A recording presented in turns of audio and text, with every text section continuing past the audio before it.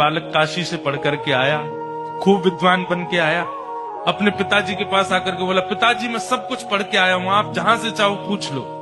तो पिता ने यही पूछा, बताओ पाप के बाप का नाम क्या है? नहीं बता पाया। बोले ये तो नहीं पढ़ाया गुरुजी ने। बोले ढूंढ के आओ कौन है पाप के बाप। बालक ने कल पढ़ा ढूंढने के लिए, तभी 2-3 दिन निकल गए, कहीं से उत्तर नहीं मिला पाप का बाप कौन। तभी एक घर के बाहर गौ माता खड़ी थी, तुलसी का पौधा लगा था। बालक ने सोचा किसी वैष्णव का घर है, 2-3 दिन हो गए कुछ खाया पिया नहीं, यहाँ पे कुछ पा लेता हूँ।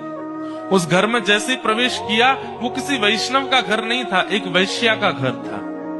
तो वैश्या ने जैसे ही बालक को देखा, ब्राह्मण बालक, त्रिपुंड लगाए, शिखा रखी है, धोती पहन करके, हाथों में वेद लगे हैं, तुरंत वैश्या आई जल का पात्र लेकर के, महाराज जलपान कीजिए।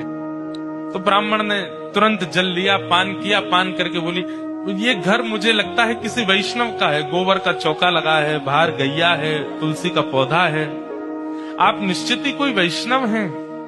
वैश्या बोली, वैष्णव का तो नहीं पता मैं हूं कि नहीं, पर मैं एक नगर वैश्या हूं। जैसे ही कहा नगर वैश्या, ब्राह्मण बालक तो तुरंत बाहर गया, वमन करने लगा, अपने पेट में हाथ लगाने लगा, पानी निकालने लगा बाहर।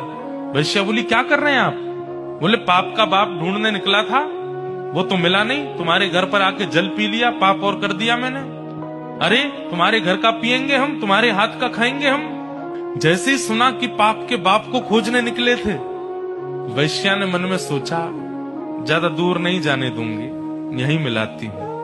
अब भगवान जल पी ही लिया है आपने, पाप तो हो ही गया आपसे, अब तो आपको जाना पड़ेगा, नदी स्नान करनी पड़ेगी, जनेऊ बदलनी पड़ेगी, पंचगव्य पान करना पड़ेगा, तभी आप शुद्ध हो गए। ब्राह्मण बोले, और नहीं तो ये सब करना पड़ेगा तभी शुद्ध होऊंगा मैं। तो जब पाप हो ही गया है तो थोड़ा और कर लीजिए। बोले मतलब? बोले पानी पिया है, प्रसाद भी पा लीजिए मेरे घर का, एक साथ कर लीजिएगा प्रायश्चित उसका। ब्राह्मण बालक तो लाल वर्ण का हो गया उसका चेहरा, तुम कह कैसे सकती हो मुझसे, मैं तुम्हारे घर का भोजन करूंगा। वैश्या बोली, कितने दिन हो गए आपको घर से निकले? बोले 3 दिन हो गए। कुछ पाया? बोले नहीं पाया। अब पाप का बाप पता नहीं कल मिले, परसों मिले, कब मिलेगा, कब तक भूखे रहोगे आप, कुछ पा लीजिए। मैं कहीं और पालूंगा, तेरे घर का नहीं पाऊंगा। इतने दिन से आप अकेले घूम रहे हैं, आपके पास धन भी नहीं होगा, मेरे घर अगर आप प्रसाद पाएंगे तो मैं दक्षिणा में 5 सोने की मोहर आपको प्रदान करूंगी, और फिर बाद में प्रायश्चित तो आप कर ही लोगे, कम से कम 4-5 दिन के लिए कुछ हो तो जाएगा आप पे व्यवस्था। 5 सोने की मोहर।